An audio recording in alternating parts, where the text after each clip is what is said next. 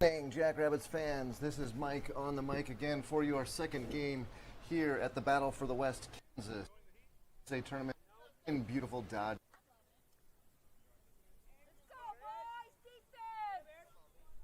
Up against High Plains baseball. Braden on the bump. Thrown behind the plate. First pitch.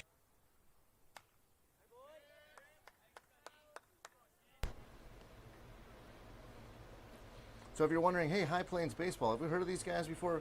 Why, yes, we have. We played in the Amarillo.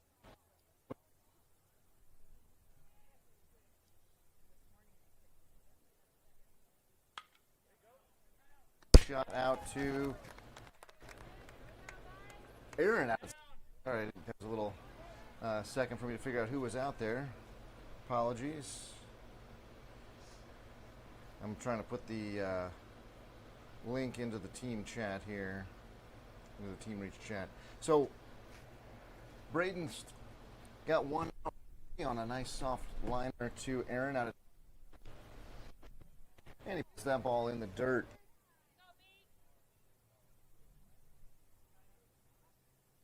Saw Aaron out at second. We've got Jabrell over at first, Adrian at short, and Gianni at third. Nice slider there from Braden. First strike, one.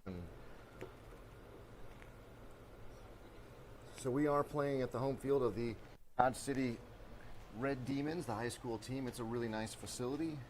We have a nice mound, even, well tended. That ball's outside. The infield is all turf, artificial turf, and then there's a lip where you can see the lighter green. That is the outfield with long, very shaggy grass. This morning it was quite wet. In the heat today it has burned off. I can attest because the humidity here is not like we have back in Denver.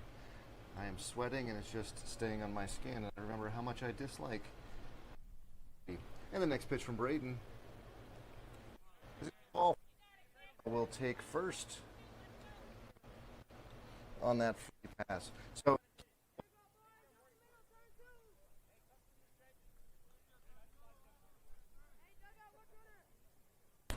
in our first game, it was from left to right, so we've completely switched sides. Speaking of, I didn't the defensive alignment here. We've got Teddy in left.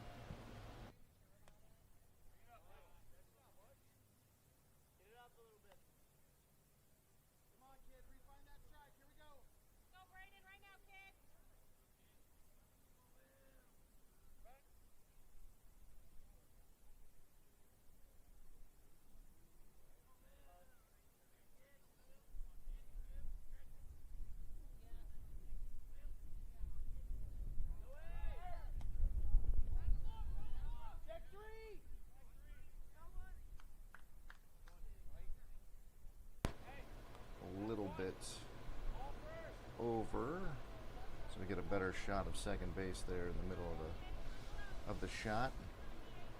We'll have a timeout here. Looks like courtesy runner will come in for or the catcher out there at second and reset. 2 balls, no strikes now with 1 down.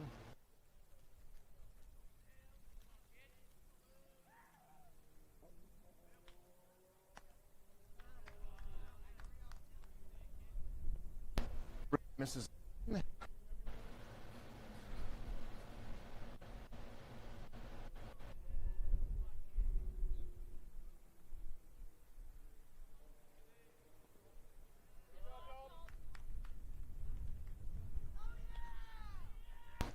In the first game, runner out there at second. At first and at second. And in steps the 4-hole hitter, number 11. This is the one you'd expect to be able to put the most barrel on the ball. Infield and outfield shift. Play in the pole. There's no throw down to third. So Braden not paying attention to the runner at second. He just had a running start and he's over there now. So runners on the corners. Another ball from Braden. That one also misses. The runner will also take another base with no throw. So High Plains bringing it to us here in the top of the first. 93.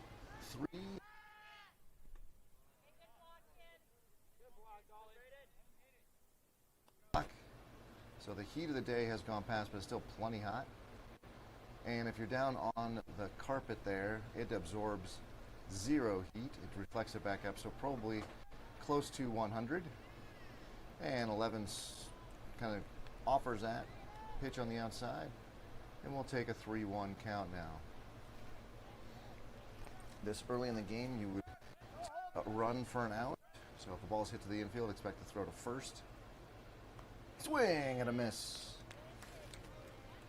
So we go full now.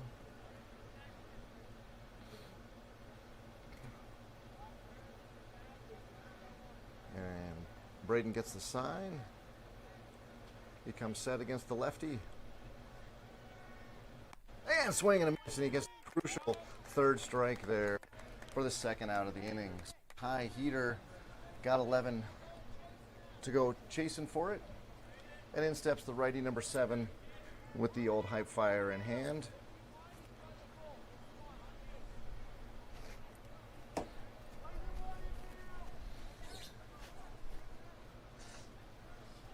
And Braden now going to be able to throw from the windup. Gets a little bit more power on that.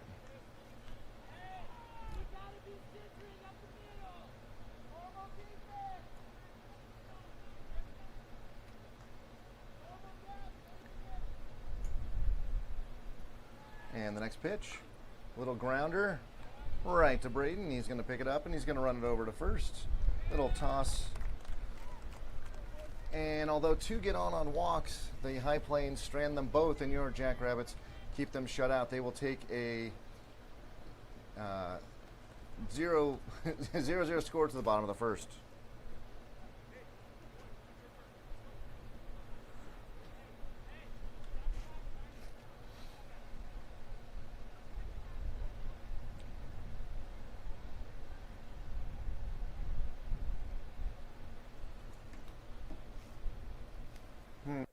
Quieter than usual. Let me go see what's going on. I'll be back. The receiver must be.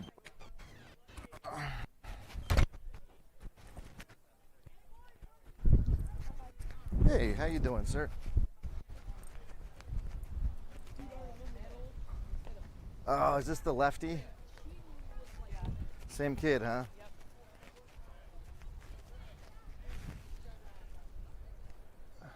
Well, this kid is the one that threw. This is the one that threw. He throws like 65 fastball, but then throws like a 56 curve. So, what? Yeah, he throws a 65 fastball and then a 56 curve. We had 1 hit, scored 2 runs. Teddy had the only hit. Yeah. I'm not sure what's going on there.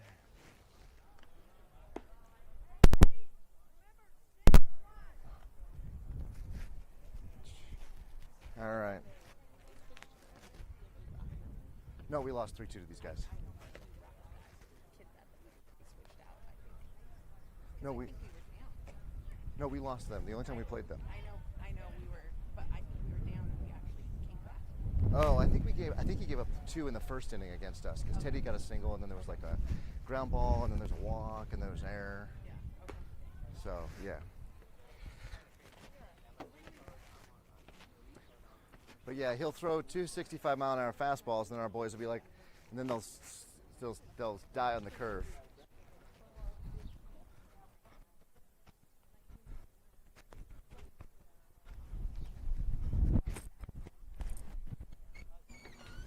I am not sure what's going on with my sound. Everything looks right, sounds right. Huh. Folks, I'm getting reports that my sound is a little off. I will try to fix that there. I did play with the receiver at the home plate there, see if that helps. I'm not sure. You can let me know if you want to text or throw in the team chat. All right, so the lefty on the mound is the one we saw down in Amarillo, and he throws a 65-mile-an-hour fastball, and he throws a 56-mile-an-hour curve. Teddy was the only one to get a hit on him, and Teddy steps in from the windup, and Teddy will get a single into right center to lead the game off. So there goes the no-hitter, which was a real issue last time. It wasn't until I think Teddy's third time through that he got the single, and that's off the board. So already a better start for your Jackrabbits than the loss down in Amarillo in High Plains backyard. In steps Mason. The lefty has a good move. Let's see if he throws over to first. He does not. That ball's away, but pops out of the catcher's glove, who was looking to throw. And he's going to throw that one into the outfield. But with that long grass, it doesn't go anywhere. And Teddy in safely on, usually I say wild pitch. That one I do think was a pass ball. It was in the glove of the catcher. I think he probably could have, had he focused on catching that, that probably stays in the glove and Teddy stays at second. So a big lead out at second now for Teddy. He's going to shrink it up with the runner at second, or second baseman pulling it back in. And that ball being low. So your Jackrabbits already threatening here with a runner in scoring position. Mason should score Teddy. That is a strike on the outside corner. I want to thank Jonathan, Connor's dad, who did the math. He heard my plea for help to figure out our seating for tomorrow, and I'll walk through that in just a second. But he was texting me all the permutations. But at this point, with only one game after us, we kind of know how things go. So first and foremost, to be the number one seed, the Jackrabbits have to win. If we don't win, none of what I say after that matters. So this game, your Jackrabbits need to win. But not only do they need to win, they must hold High Plains baseball to 8 runs or less. So it's not so much the run differential at this point. It's about the number of runs given up. So with the very exciting game against the Rattlers, where we gave up 7 runs, we can't afford to give up all that many more. So we want to off to a good start to begin with in the top of the first. Now here in the bottom, hopefully we can take the lead and go towards that first objective, which is winning the game, and then we'll worry about that. There is one variable, which is the A's, the hometown A's, the team that won the tournament last year. Oh, Mason hits that one, and it is going to be out of play, thankfully. Mason swinging for the fences there, and he needs to swing for line drives. The hometown A's here, the Dodge City A's, they are also 1-0, and they play after us. So since they could also go 2-0, then the run differential would matter a bunch, but we don't know what the outcome of that game will be. So as I was talking to Coach Paul and Coach Nick, they didn't even, they said they didn't really care that much about the run differential situation here. They said, let's win the game and not give up any runs. That would be the best possible outcome for your Jackrabbits. Jonathan, if you're listening, if you want to run the permutations on possibilities for the A's, then happy to report that out. But thank you so much for doing the homework on that. Mason does draw a walk through all of that explanation. So now we've got 1 ball, 1 strike. So while we only only had 1 hit down in Amarillo, we did end up scoring 2 runs, combination of walks, I think a hit by pitch, and then a couple of fielder's choices and an error. So we know that number 11, while throws the ball hard and has a secondary pitch of a curve, at least that day in Amarillo, he wasn't always in the zone. That one also out of the zone. Then we go to 2 balls and a strike. Is that what we got? Help me out, Blue. And the next pitch. Strike 2, says the ump. It's a little 2 fingers up. That's especially helpful. Now showing us all it's 2-2.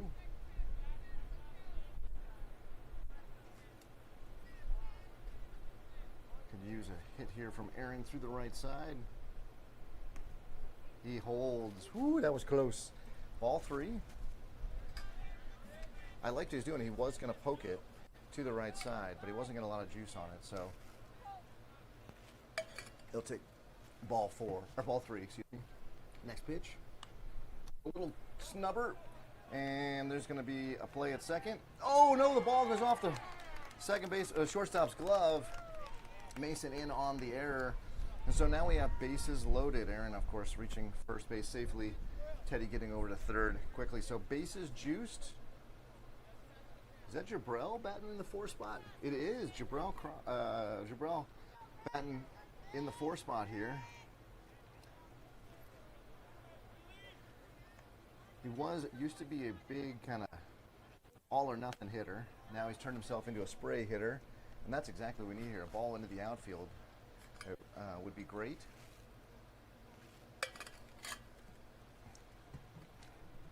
And the next pitch. Swing and a miss, and Teddy's coming in. There's going to be a play at the plate.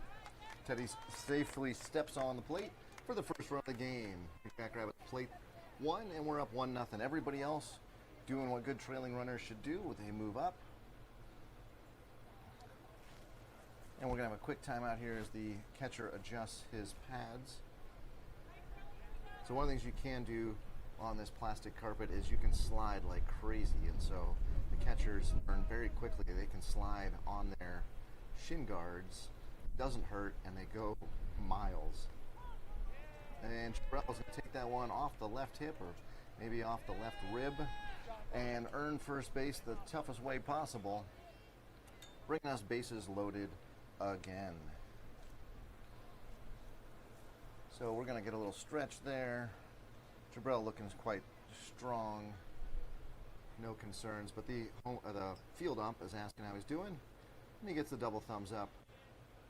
Jabrell's gonna pay attention over there. They're not really holding him on, but the lefty could step off into a snap throw pretty easily. Instead, he delivers to the plate, and that ball gets away, and Mason will scamper in, and another run for your Jackrabbits.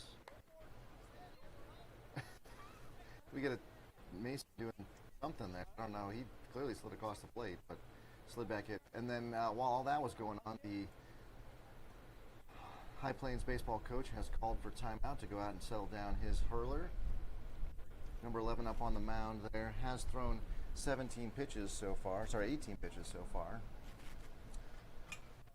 and yet to retire a Jackrabbit. So I'm sure coach is reminding him some of the fundamentals of how to pitch, telling him not to worry and to focus on getting some outs.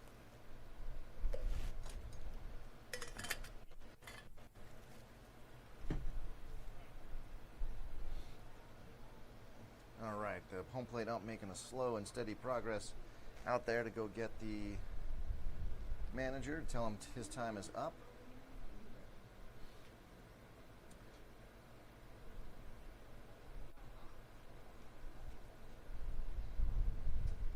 And just a heads up, the number 1 seed doesn't play until 2 p.m. Central tomorrow. So we'll all check out of the Comfort Inn before we even play our first game if we're the number 1 seed. The number 2 seed would play at noon. So for those of you that stroke down the left field line, and it's fair. Brian has got himself a second. He is. Oh, that is unfortunate. So the delayed decision, I don't know what happened. We had, looks like coach kind of giving him a little bit of a, you gotta listen to me, buddy. That clears the bases.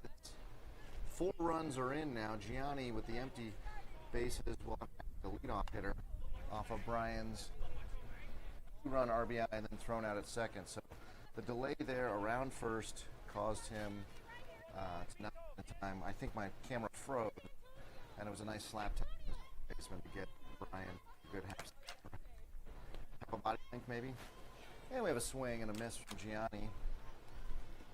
So yeah, so number 1 plays at 2 p.m. Second place plays at 12 p.m. tomorrow. Then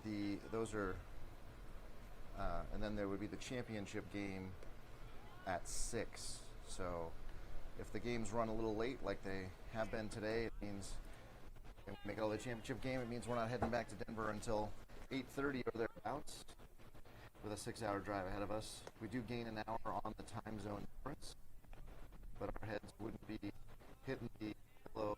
So around 1:30 or thereabouts. Swing and a miss and a ball in his eyes. Gianni goes down. That's the second out of the inning. And I will be taking the same path we took over. We're going to be leaving Dodge City, heading through Garden City, which is quite the large metropolis here in western Kansas. Mason stepping out and then somehow still making contact but hitting it foul. After Garden City, there's not a whole lot until you get over into Colorado, in which you run into Lamar. Although there is the Amash cultural center. It was the internment camp for Japanese Americans during World War II. Swing and a miss and a ball in the inside corner. We didn't stop. I saw the sign and we were cruising by at 68 miles an hour, so no time to stop. And by the time we get there tomorrow on a Sunday night, it'll be closed. But certainly an important part of American heritage to visit if you're in the area. And there's a little pop-up to the right side. It goes off the right fielder's glove, and Mason, with the worst form, still hitting the best of his career with a shot to right there. That will go down probably as an error, I'd imagine, but he reaches base nonetheless and keeps the line moving, which is what matters. Braden will step in. Once we get to Lamar, there's a Tesla supercharger there, so we'll step off and top up the supercharger. On the way down, I was at 7%, so it was kind of a little close. Got up to 90% while we had a Quiznos. Spent $35 on the electrons, and took about as long as the Quiznos. I'm guessing we'll get in there too late for a dinner, so we'll probably just listen to music in the car while it charges up. And then nice shot over the center, over the shortstop into left center. That ball dies after 2 hops. And we now have runners at first and second with 2 down. Braden with another nice stroke there. And Adrian will step in.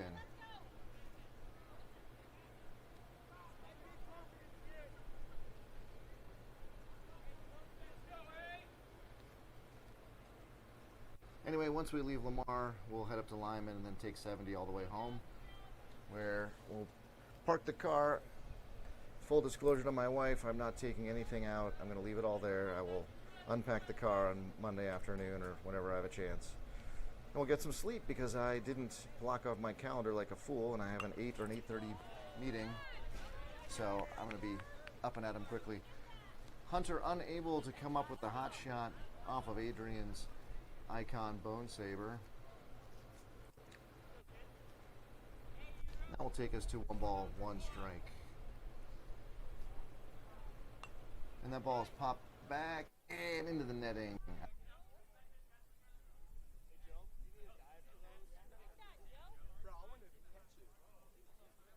Covered in shadow of the trees around the field here. Just an amazing facility. Proper dugouts, permanent, well-maintained bathrooms. That ball missed somehow. Must have been outside, I guess. We got 1 ball, 2 strikes now. I think. No, that's ball 2. Sorry, 2 balls, 2 strikes. My bad. I'm trying to figure out what the ump was doing there. I think he was confirming with his field ump what the count was. So we get 3 balls, 2 strikes, and 2 down. So Mason A and Braden will be going as soon as the pitcher brings the ball to the plate, giving them a running start. Adrian gets underneath that one. He's going to hit that ball into foul territory, but out of play. I liked what Mason was doing there, though. He was not stopping. He just saw contact and was running. He was going to score. So we'll do it all over again.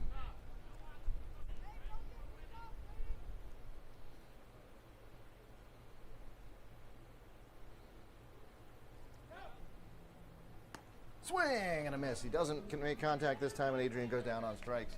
Your Jackrabbits do put up a nice crooked number of 4 in the bottom of the first. They will put on their hats and their gloves, and then we'll take the field as we go to the top of the second.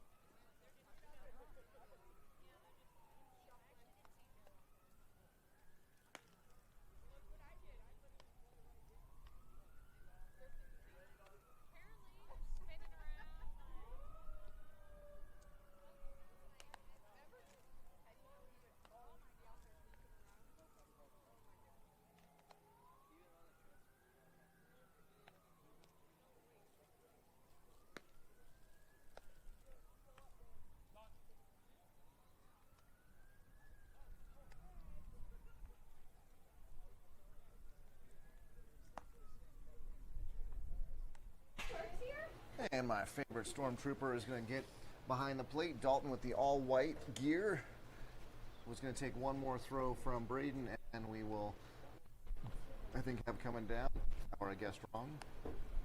Well, while we wait for this, let me remind you, Coloradans, it is time to do our primary is on Tuesday. Make sure you get your votes in no later, I think, than 5 p.m. on Tuesday. I could be wrong, could be 8 p.m. I know it's not midnight, so make sure you get it in. At this point, you probably best find yourself a ballot drop-off box. Might be a little too late to throw it in the mail. Reminder: it's a primary, so if you're with a party, you're going to get a single ballot. It will have a color that's color coordinated with the party. If you are unaffiliated, the largest voting block in Colorado, you will get 2, but you can only do 1. If you return both. The Secretary of State already, they've balloted well over 1,000 voters who voted both. Only vote 1 ballot. And that's a strike on the outside corner. If you're here listening from here in Kansas, I'm not sure why, but your ballot, your primary is not until August, so don't have to vote right away, although certainly you can. I have a friend who's on the ballot here, and I'm pulling for him, and even against my wife's wishes, I've given him a little bit of money. Ground out to second, and throw over to first, and we get him. I suppose if he wins his primary, he'll call me up and ask for more money, so maybe my wife's pulling against him. Also, if you're from High Plains and you're down in the Amarillo, Texas area, well, your high-profile primary has already taken place. Next time you get to vote is November in the general election. So 1 up, 1 down for High Plains baseball. Braden wheeling and dealing here. Again, so thankful for our hosts here in Dodge City who let me broadcast from the broadcast booth. And that ball is corked. Teddy has got his hand up. He can't see it. It's going to be way over his head. I mean, way over his head. That is the best hit ball we've seen all day. And it throws in, but wild at third. The runner goes back to second, doesn't draw a throw, however. So a nice double, well-struck ball. And I've mentioned how troubling that's going to be to try to see the ball out there, and clearly Teddy demonstrating it there. I think that should go down as a double, but if the scorekeeper wanted to make that an error, I probably wouldn't raise too much of a stink. So with a runner out at second now and 1 down, the lefty gets in. Nice pitch from Braden right down Colfax for strike 1. We saw the Brian Jabril combo on the right side of the infield, but Mason and Gianni now on the left. So Mason, not generally a shortstop, trying to do a little bit of shortstop work. Not sure where Adrian, I guess he's just on the bench. In outfield, you saw Teddy get lost there. Thankfully, Joe came to his rescue from center, and Ty is in right. And there's strike 2. Didn't firing, but not showing any attention to the runner out at second. Sorry, I was getting text messages and you missed those last couple pitches. Next pitch is fouled straight back. So at a bare minimum, Braden needs to probably step off and at least look back, because right now at this point the runner is getting just a walking lead where he could easily get down to third. Dalton has a good arm, not as good as Mason's, but you're also throwing into the sun. That ball is inside, so Dalton almost would be better off skipping the ball off the turf here, which is going to get a pretty consistent skip anyway, and then it keeps the ball out of Gianni's, or out of the sun for Gianni. I don't know if our team is quite that wise. And there's a ground ball to Gianni, and he will throw it over to first. He'll get the runner, and Mason was covering second, so there's nobody to cover third for the throwback. And the runner advances. So a useful out from number 30 there. He moves his teammate over to third. So 2 down.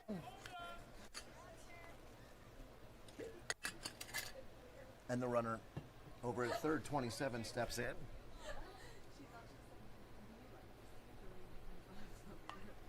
Fouled off into the dugout. No, off the front of the dugout, thankfully. That ball left much harder than it entered. So 27 putting a lot of juice on it. Thankfully, just off the front of the dugout fencing and no big deal. So a very exciting strike one.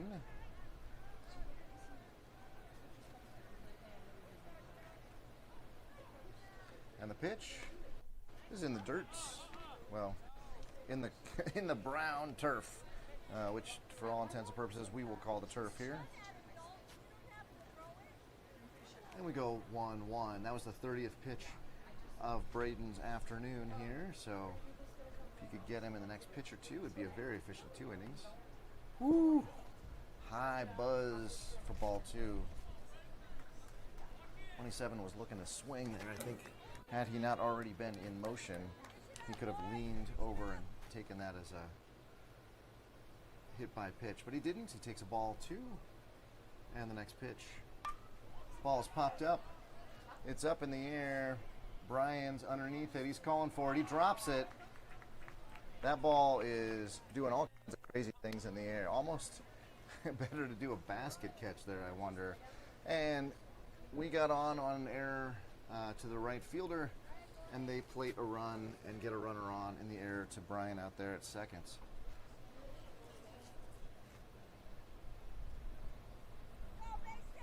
So again, that wind whipping from right to left. That ball outside, good stop by Dalton, keeps the runner over at first.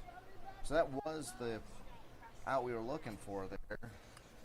Jackrabbits pretty good when we give the other team the requisite 3 outs in an inning. When we give more than that, we run into real trouble. So Braden now missed first 2 pitches wide. Shows me he's overcorrecting, throwing open his hips. And there's a nice pitch, but going to be called ball 3. Oh. So a quick 3-ball count here. It's number 0. And number 0 doesn't even have to use his bat. He's going to take first on 4 straight pitches.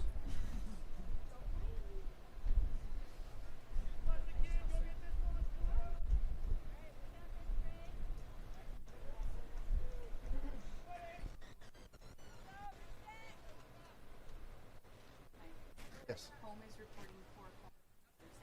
I don't know about my sound. I don't know. I appreciate it. I don't know.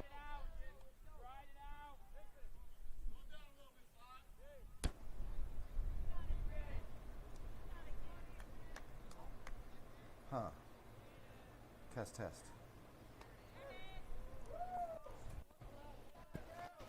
What if I just do this? I have to worry about wind. Is this any better, I wonder? All right, and a shot right up the middle. Going to pick it up. They're going to throw the ball in. There will be no play at the plate. And 27 does a weird slide, but he's in safely.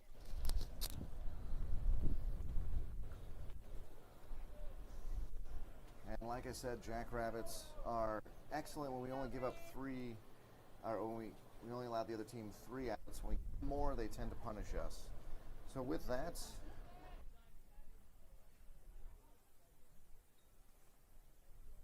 all right, what is going on? All right, the next batter steps in. That pitch is away.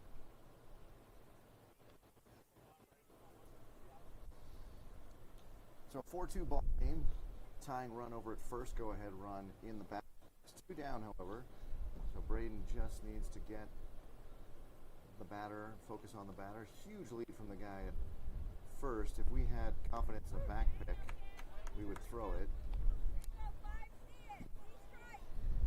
And now it was a strike. 1 ball, 1 strike. Let me show you how big runner has over there. And Braden is set. And he whips that one across the face of the plate, but misses wide.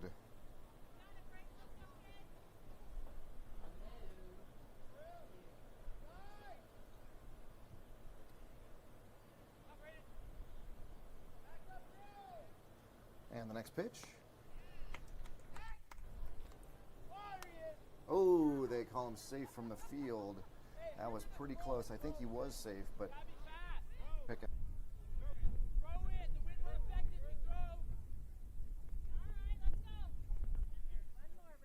Number 8.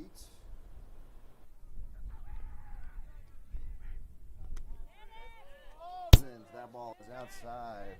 So, the most exciting count in baseball for the second half inning in a row. We go 3 balls, 2 strikes, 2 down. The runners will be running. Can Braden get the out here? Swing and a miss. And it is a repeat of the bottom of the first with the bases, with everybody running and a swing. So your Jackrabbits 2 4-2 ball game. Competitive as we thought it would be as we got the bottom of the second.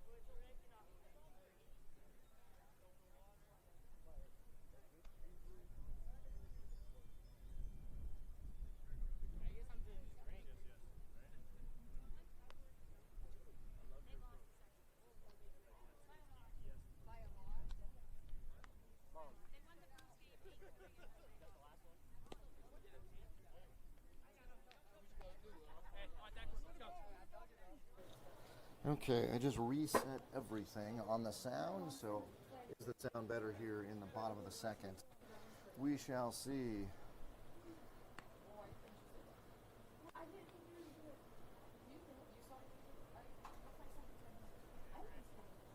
And the pitcher, still the same lefty, up on the mound there.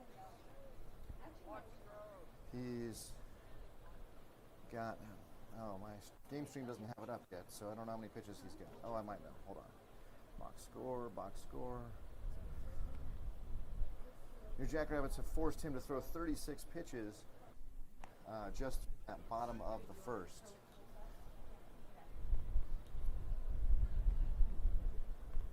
So we go to the bottom of the second. My sound no better whatsoever. I have no idea why. What if I just crank it up? Does that help at all? What if I try a different receiver?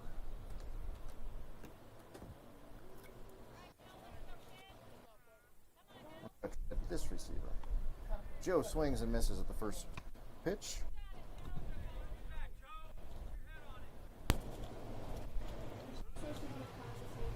And the next pitch to Joe.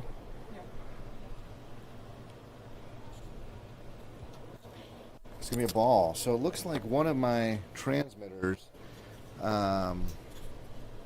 is not working as well. So let's try this, ladies and gentlemen. That ball's fouled off down the right-hand side. Okay. So my left transmitter is the one that is working. My right transmitter is not. I had also turned up the volume, so sorry if I'm blowing out your speakers, folks. All right. Nothing like trying to call a game and have technical problems. And that pitch is high to Joe. And that takes us to a 2-2 count.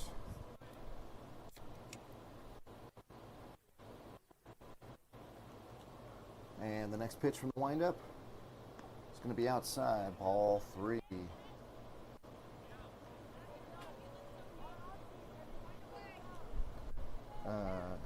gets worse. All right. So y'all missed a lot of storytelling and me calling on you to do your civic duty. Joe is going to run down to first, and he is going to try to draw a throw. I like the aggressiveness of it, but he doesn't go anywhere.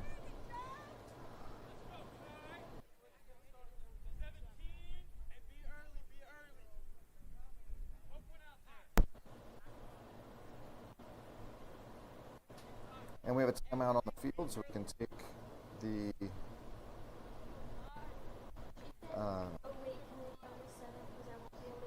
get a shoe tied. All right. There we go. Hopefully the sound now, all y'all can hear me. Anyway, I called upon my Coloradan colleagues to, our citizens, to vote in the primary. And just a reminder, of course, if you are unaffiliated, you get 2 ballots, but you only get 1 ballot to vote on. If you vote on both, they'll both be thrown out. And I'm sure I'll regale you with my stories of driving the 6 hours from Denver to Dodge City at some point tomorrow. Throw over. Joe's back safely. Joe's dad there, first base coach, completely in the way of the camera. So you'll just kind of trust me.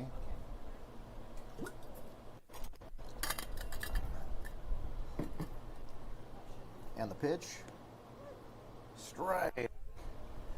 It's a tie. Tie doesn't like that call. A little bit of a body language there saying, I'm not sure I agree with that. Ty swing and misses at the second strike of his at-bat. That one he's got to make contact with there. In the on-deck circle is Dalton.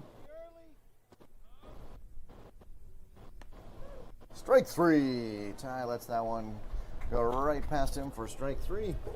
Still 1 down. That man's still over at first. That man being Joe. Best I can do is call him young man, really. But they are becoming young men so rapidly. I will also note there are a bunch of bugs flying around in front of my camera. That is because it is hot and humid here, and where there's water, there are bugs. I must have killed 60 or 70 of them on the drive out here. Not swinging at first pitch strike. So my kids, I knew this proactively, for I have Midwestern roots, and I have been many times to Nebraska and have looked at my rental car afterwards. Throw down to first. Joe's back. Nice backhand scoop by the baseman. Woo-wee. That ball gets past him. Joe's easily over to second. Did not. So Joe will stand up, dust the black tire off of him, and get ready for the next pitch. And Dalton stays alive. Teddy will grab that from the on-deck circle. And it's a reminder that once Teddy gets up, we'll flip the lineup over. Anyway, having known that we were coming out here and that I was going to kill many bugs, I chose a deferred Father's Day gift. My daughter and my son will be cleaning my car this next week. They're out of school, and scrubbing bug guts off the front of my car, probably for a good 3 hours. So Dalton lets that go, and we go to a 2-2 count. I think they both agreed to it because they were told that was what their gift was going to be, but there will be much wailing and gnashing of teeth when they actually need to do it on Monday or Tuesday. Dalton takes that one above his head, smartly drops his bat so it does not hit it. Reminder that if it does hit your bat, even if you're trying to get out of the way of a pitch, it's a foul ball. So we take that to 3-2 now. Joe with a good sized lead, going nowhere. And Dalton swings the ball 4, misses it, and we'll go back to the dugout for the second out of the inning. Teddy, who had a nice single his first time up, will get in the box. Swinging the power select he's had all season, served him well. And a little dinker, not very impressive, out to second base, and they will get the force out. So Teddy swinging at a junk pitch, getting a junk contact, and forcing Joe at second. So your Jackrabbits get 1 on, no hits, and 1 left. With that, we'll go to the top of the third.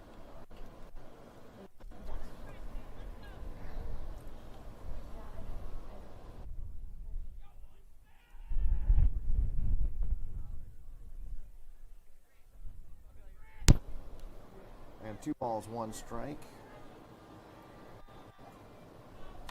And that ball is absolutely corked out to center. But that is a nice pick by Joe.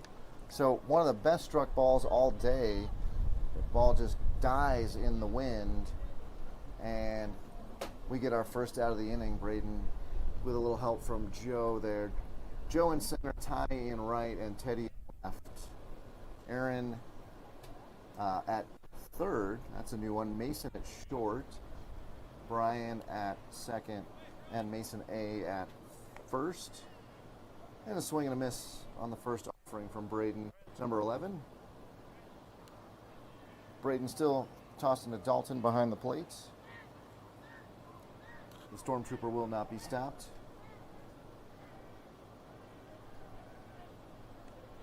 And that ball's outside, ball 1.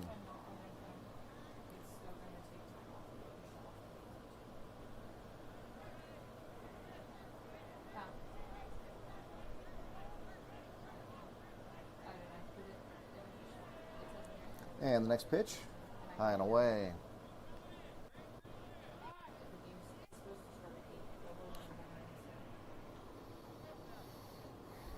And the next pitch, also away, ball 3, 3 balls, 1 strike.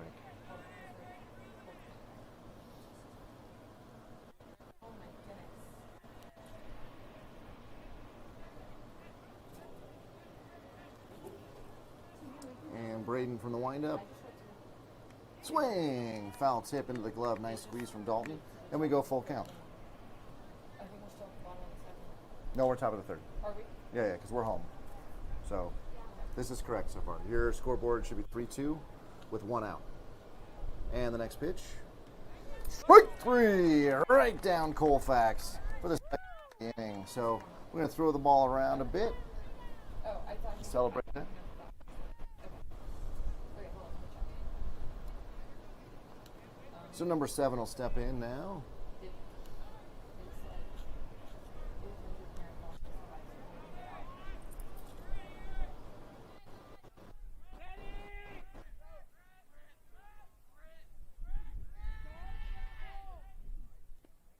More downhill, steps more towards the plate. That one is buried in the dirt, ball 1.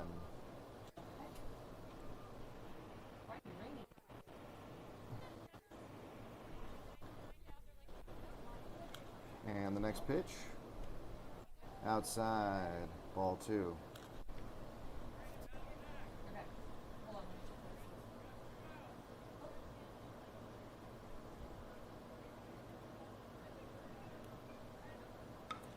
check. And a ground ball through the left side. Teddy will pick it up and throw it It just says no limit. I don't know. back in. The runner over at first.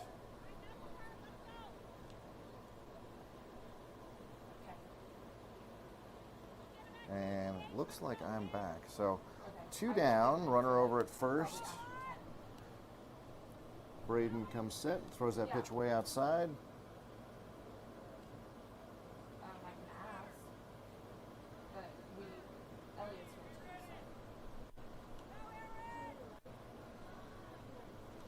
too, And the next pitch, away.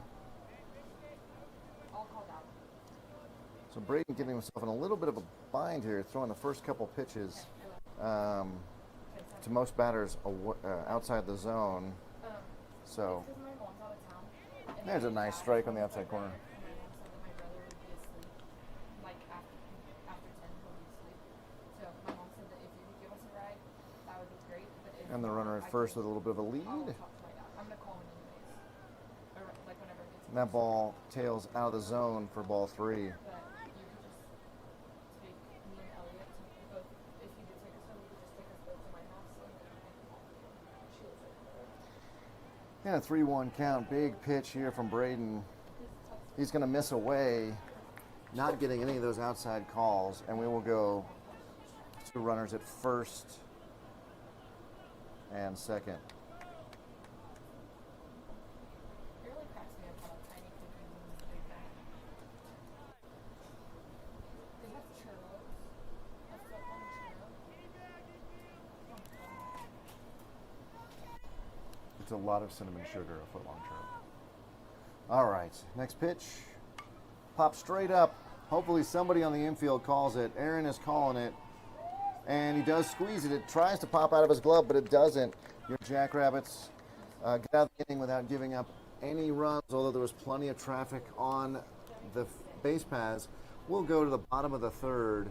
4-2 to your Jackrabbits.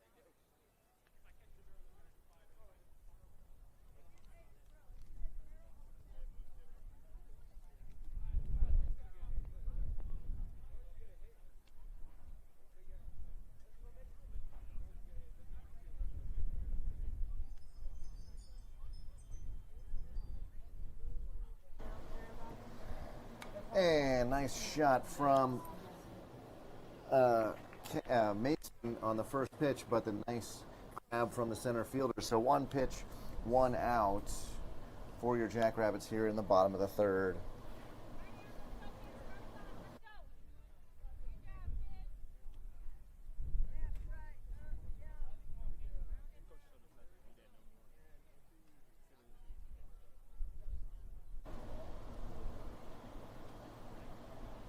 All right, Aaron will step in now. We've got high fire in hand and the first pitch high and away.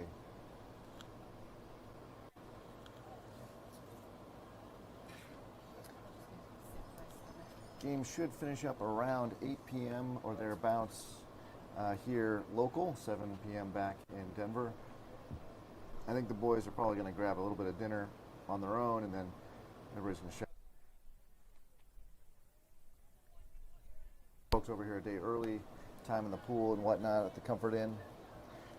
And I think we're going to focus on getting everybody to sleep so we can play tomorrow. Last year we were the runners-up in this tournament, and it was a long drive home. We got beat by the hometown Dodge City A's, and we don't want to do that again, so get plenty of nourishment, hydration, and sleep for our boys is going to be the key after this game. So if you want to contact your favorite Jackrabbit, I'd encourage you to do so not long after the game finishes.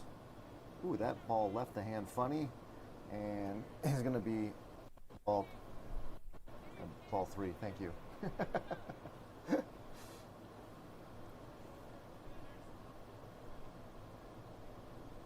And the next pitch, Aaron swings and misses, and he goes down. So 2 outs for the Jackrabbits now. Jackrabbits, who looked very strong in the first inning, have been more of a whimper here in innings 2 and 3, having only had 1 base runner in the last 6 at-bats.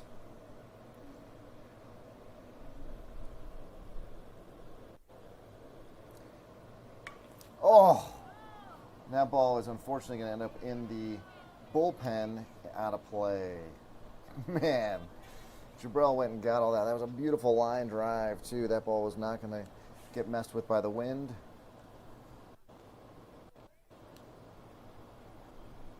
And the next pitch is a little grounder over to third base.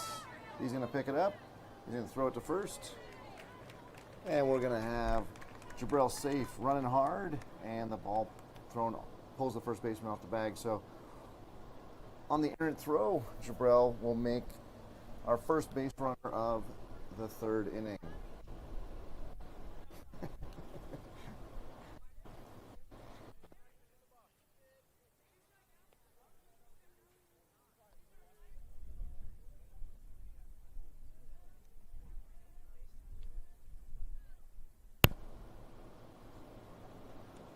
That ball's in the dirt.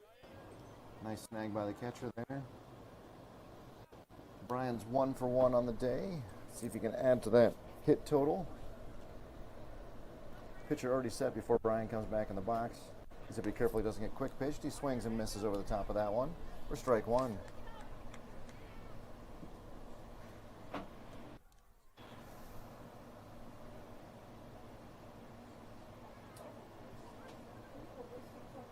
And the next pitch. That ball's going to go to the backstop. Oh, Jim.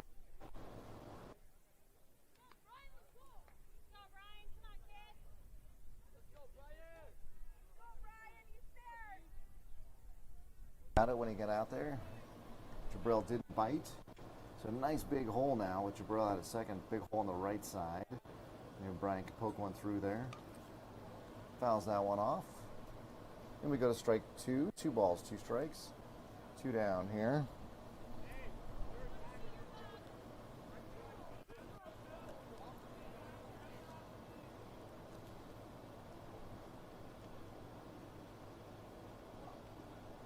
And the next pitch. It's going to take it full. So we go full count with 2 down. That runner out at second.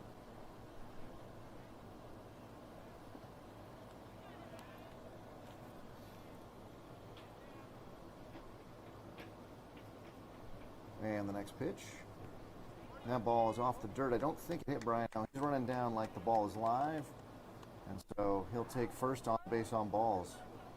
Gianni will step in now. Gianni 0 for 1 on the day. But now he's got a runner in scoring position and a trailing runner over there at first. Big hole in right center if he can put the ball out there. He'll take that one high. So number 1 seed, like I said, plays at 2. Number 2 seed would play at noon. Championship game at 6. And the next pitch. Gianni pulls his head when he swings with that one for strike one. So we'll check out the Comfort Inn Suites or Comfort Suites Inn or whatever. It's very nice. 3 stories. They've got a nice breakfast. I mentioned earlier on the previous broadcast I made myself a waffle that was way too big, so then I had to, a little stinker out to the shortstop. He's going to pick it up, throw to first, and they'll get Gianni by a step. So good play on a 6-3 putout. Some more traffic on the base paths for your Jackrabbits, but nobody scores. We go to the top of the 4th. It is 4-2 Jackrabbits.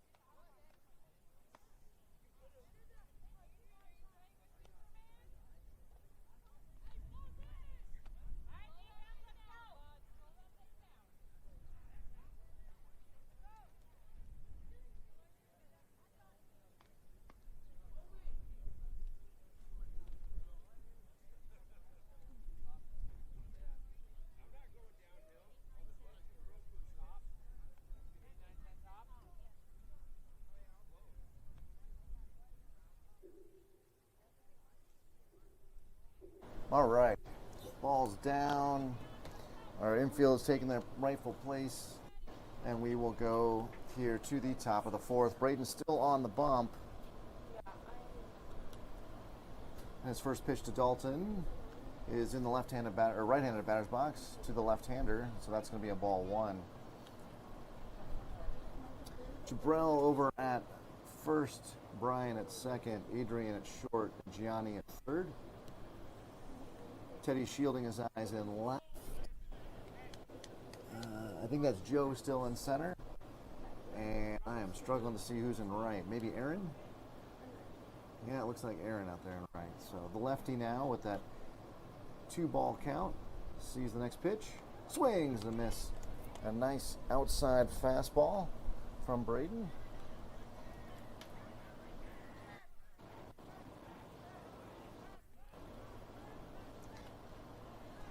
And the next pitch is also going to be outside. Nice try by Dalton to frame that, but too far away.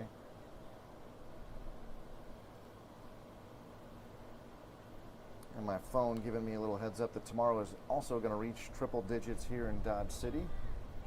And that ball is outside, so ball 4, 5 pitches, 4 of them balls will give number 30 first base for free.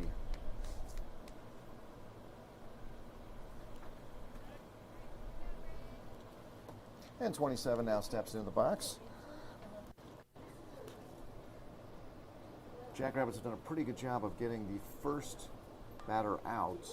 So starting kind of inning with 1 out in the bag, and walking batter there is going to disrupt that flow a bit. Especially since offensively, we were able to jump on high planes in the first inning, but have been kind of quiet since then. Next pitch. 27 was almost bailing out of the box. I don't think he was ready for that pitch. It didn't matter. High and away for ball 1.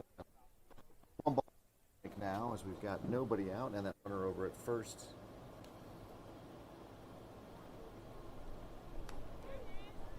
And there's strike 2. That call has been mostly non-existent, so we get a little love there. Must have been a little bit closer to the batter.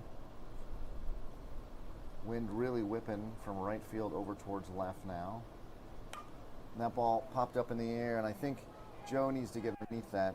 No, Aaron was supposed to get that. That ball drops partially due to the wind. We almost have a force at second, but not in time. So that ball hung up there a while. Wind did some things to it and dropped by Aaron in right. So the first 2 batters reach and just 0, not even double 0, steps in. And we need more than anything right here. Will be a nice ground ball. That ball is away from Braden. He's up to 74 pitches, 75 pitches. This may be his last inning regardless here in the 4th. According to USSSA rules, he has more. That ball is popped out. Could be infield fly. Jabrell's going to grab it anyway with a nice form there. 2 hands, catching the ball above the head, but the batter was out anyway due to infield fly rule. What is infield fly rule, you ask? Well, it is when there is less than 2 outs and there are runners at first and second. There's a pop-up on the infield. The incentive for the infielder is to drop the ball and then force all the runners to run and get the double play versus the simple out. So in that case, Jabrell would have dropped the ball, thrown it across the diamond to third for the force, thrown out to second for the force, and they would have had a double play there. So instead of allowing that shenanigans to happen, baseball just says, you know what, the batter is out. So that's what happened there, and so we've got 1 down. The first pitch here, 24, is a swinging strike.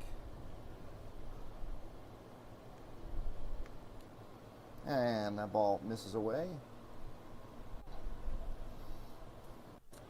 Not sure who we'll have after Braden. Wouldn't be surprised if we saw Mason. And there's a shot out to second. Second base, they get him on the force. The throw is not in time. Good job by Jabrell to make sure it doesn't get past him. So they get the force at second.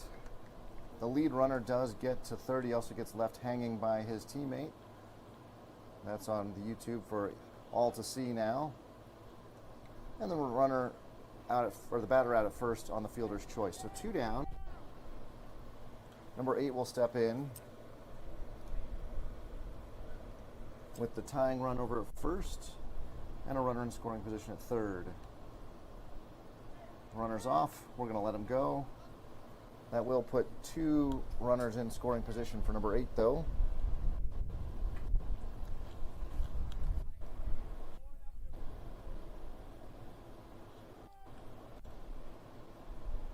And cat X in hands. He awaits that next pitch. It's high and away.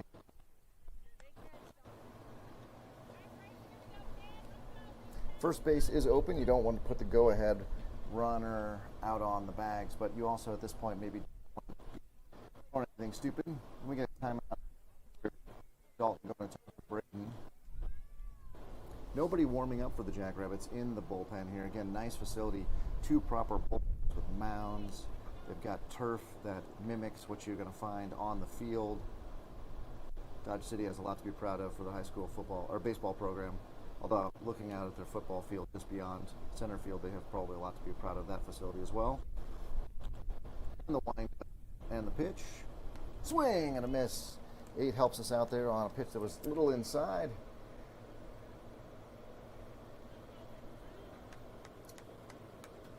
And that Braden now gone inside. Does he go away? He hasn't been getting that call very much. Let's see what he does. Dalton does set up away. He goes back inside. 8, not going to make the same mistake twice. And we go 3-1.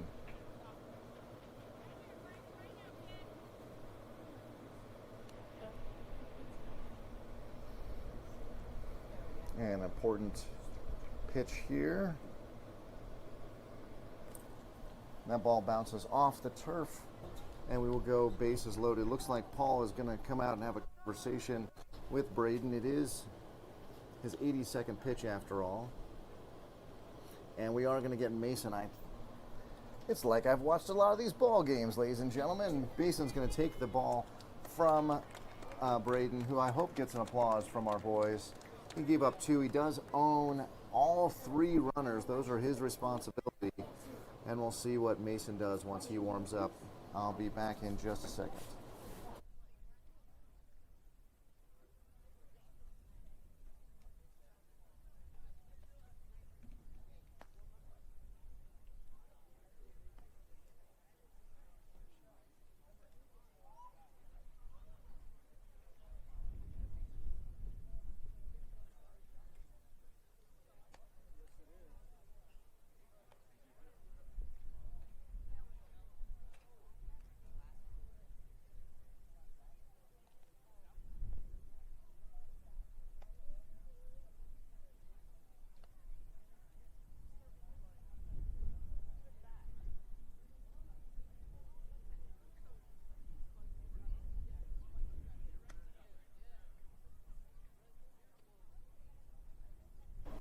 Okay, I think I figured out no one's going to care about this, but here's what happened, I think, with the audio.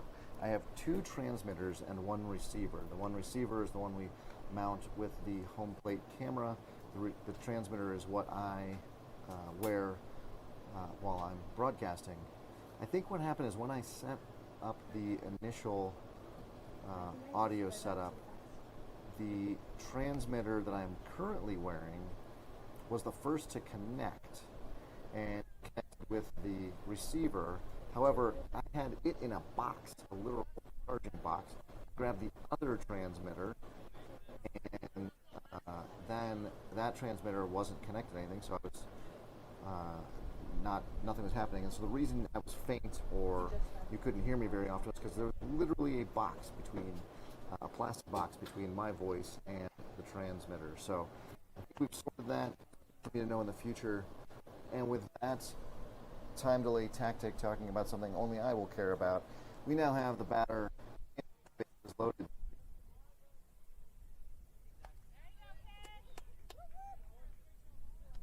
Finish this game before we even get to the first pitch there. So 1 strike now with the high cheese. Let's see what Mason comes back with here. The shadow now stretching almost all the way to the mound, so that's a nice pitch number 2 for a strike.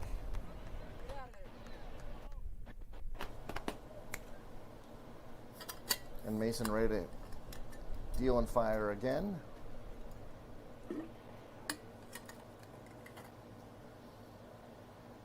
And the pitch. It is all the way to the backstop. That will score one. Mason overthought that pitch, honestly. Good job by Dalton to go get it and get the ball back to Mason, but that puts a third run across for High Plains baseball. The first one of this inning, third of the game. And now the tying run just out there at third. The go-ahead run at second, and first base is empty again. Still 1 ball, 2 strike count. Mason still in the driver's seat. He just can't spike one. He leaves that one high and away.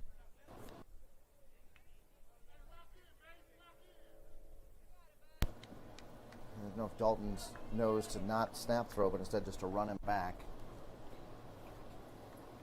But not being held on, so he can.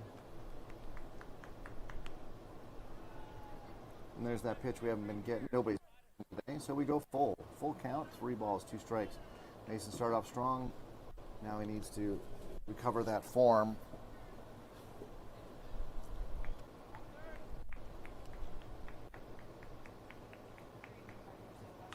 And there's a ground ball over to third.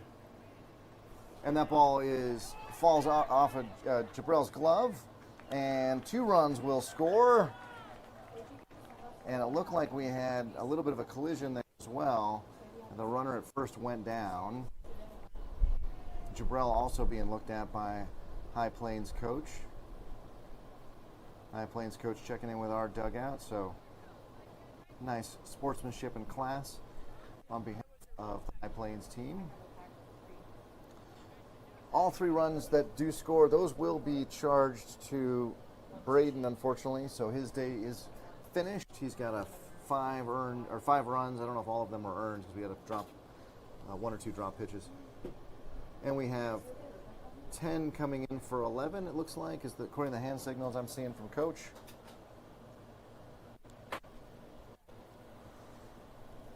And now High Plains with the lead and the runner over at first, 2 down. Mason comes set. And foul tip. Dalton grabs it in the glove, and they let the runner go to second with no throw.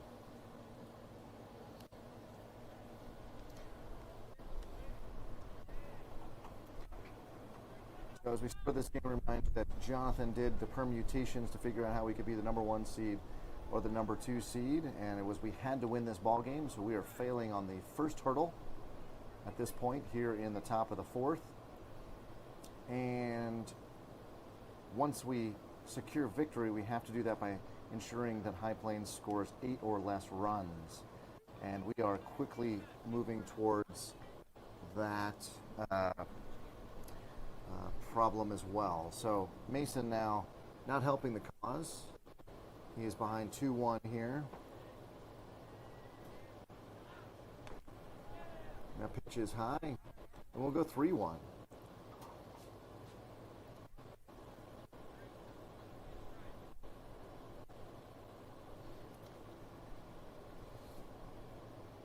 And the next pitch is a little ground ball into the...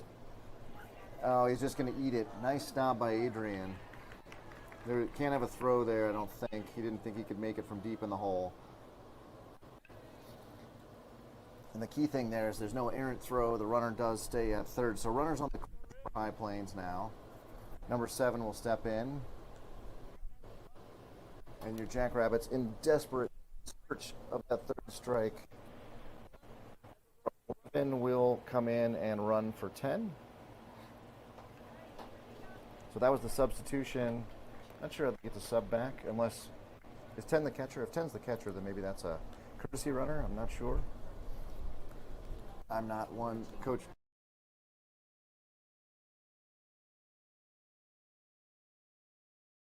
We got a runner on the corner.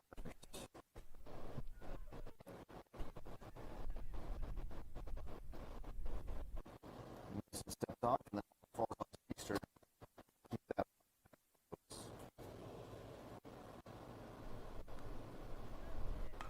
That popped out to right field. can't see it. And he grabbed it. They're saying safe. They're saying safe. And another run will score. There's just no heads-up play there from our outfield. And Coach Paul not happy at all. Nobody talking to each other. 2 runs scored on that single to right. And now it is 7-4 ball game. Nobody talking, nobody listening. Coach Paul having none of it.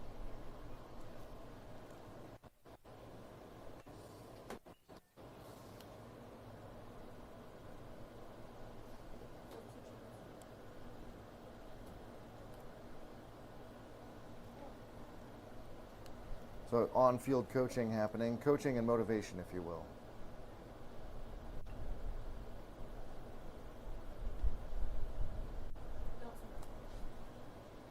And let's see. Coach Paul now done. No changes other than a strong, firm voice there.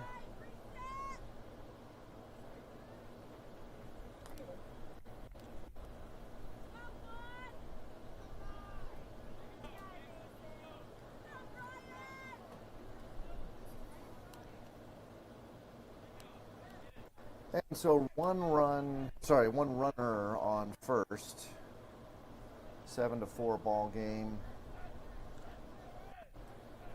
And Mason comes set. That ball stays in his hands way too long.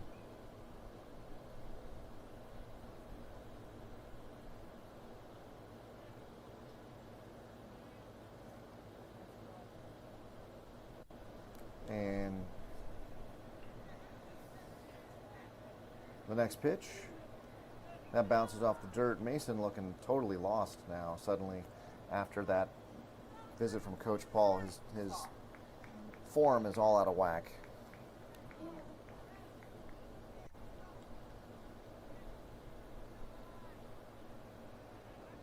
And Mason does make a fake move over.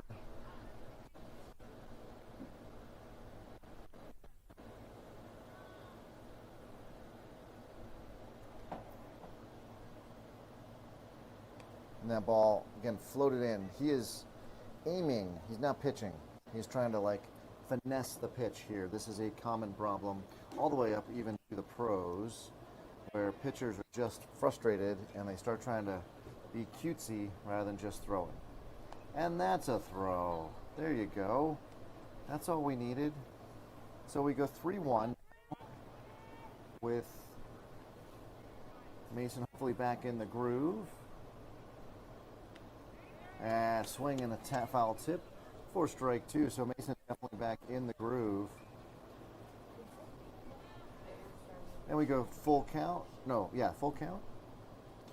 And the runner at first will be running with 2 outs. And that ball is hit off the right side and misses the cars in the parking lot out there for a long strike 2 do-over.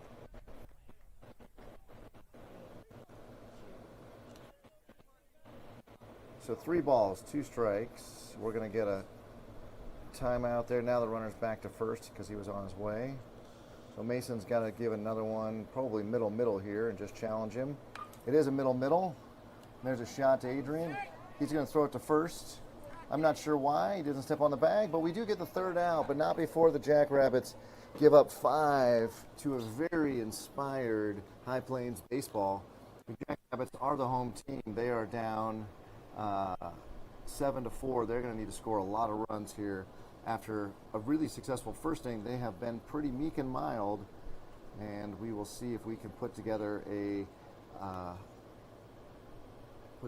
rally. A righty is going to take the top of the summit there, or the summit the mound, while there is a conversation with Coach Hunter. And so we will see a new pitcher for our batters. Let's hope that our boys can dial in on him.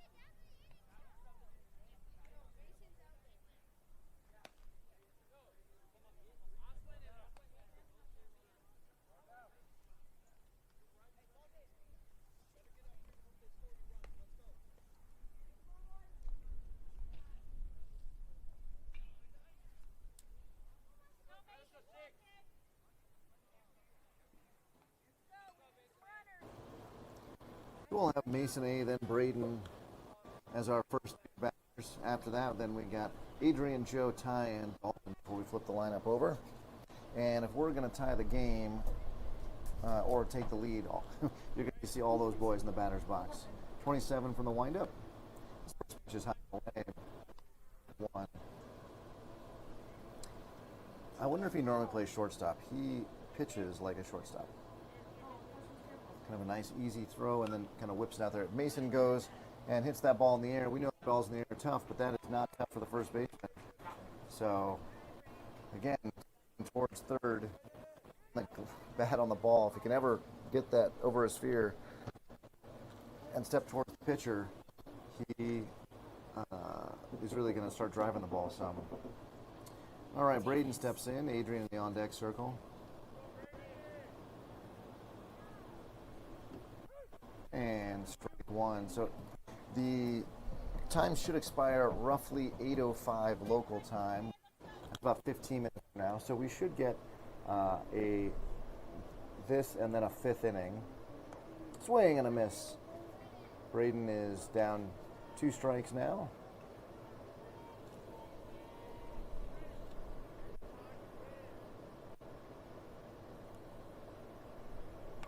And there's a nice shot out to center field, just beyond second base. And Braden will take a nice rounding of first with a single. He goes 2 for 2 on the day. And we'll get a timeout. High Plains coach probably looking to not get this into the 5th inning, so he's going to call time here and stretch this out as long as he can. This is just a burn time. We've been the purveyor's tactic as well. I don't love it, but given it's very legal, and given that these games are ruled by time, not innings, I don't blame anybody for doing it. Take a good minute to 2 minutes off the clock for this conversation. And now the ump all the way out on the turf, patting the coach on the back saying, let's go, let's wrap it up.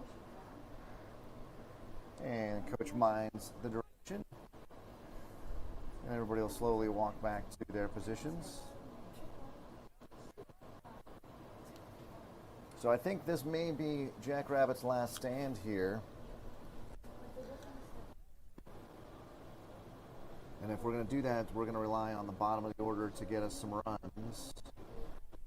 27 there on the top of the mound. He comes set. And he's going to pitch that ball. Called strike.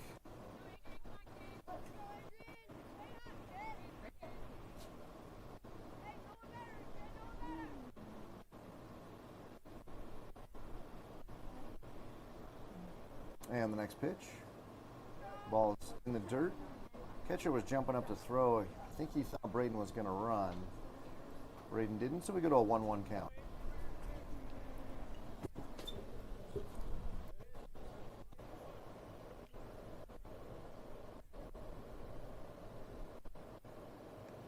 That ball floats in high. I think that was a breaking pitch.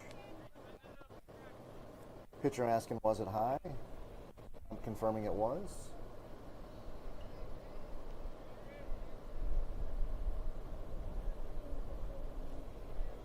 And Adrian's set now. He'll take ball outside. That ball doesn't travel far enough to give Braden any reason to go to second, especially with a 3-run deficit to make up and 1 out already. There's a rosin bag on the back of the mound. I didn't realize that's what that was. I love it. Given the humidity here, that makes sense. Rosin bag there designed to help dry off pitcher's hands so he can get a better grip on the ball. Adrian swings and misses at strike 2. So we go full count.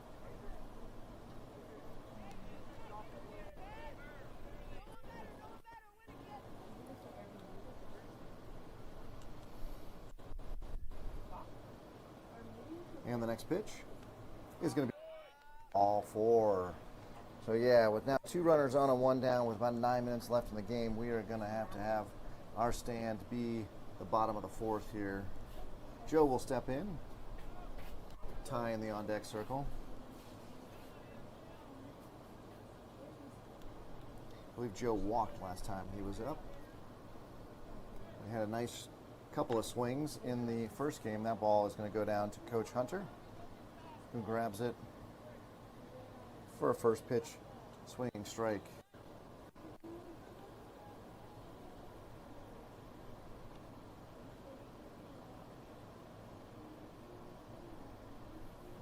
Swing and a miss.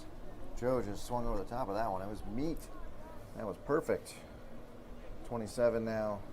Back to the summit. Foot already on the rubber. He is ready to come with the 0-2 pitch. And a little shot down the right field line.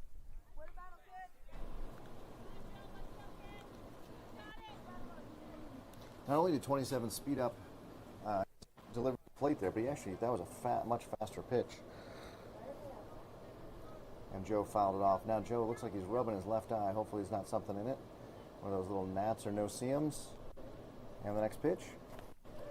And strike 3 on the curve. Pitcher comes off the mound. He thought that was the third out of the inning. It's only the second. And Ty will step in now. Dalton in the on-deck circle. If Ty gets out, we will have time to start the next inning. Swing and a miss.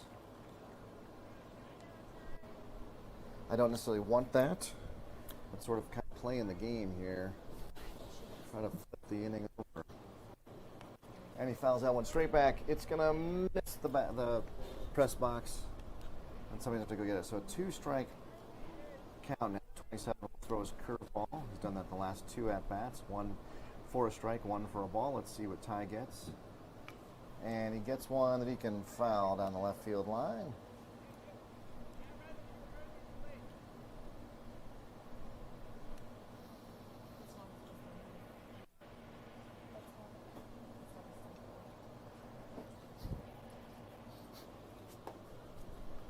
And next pitch, it's going to be away. Ball 1.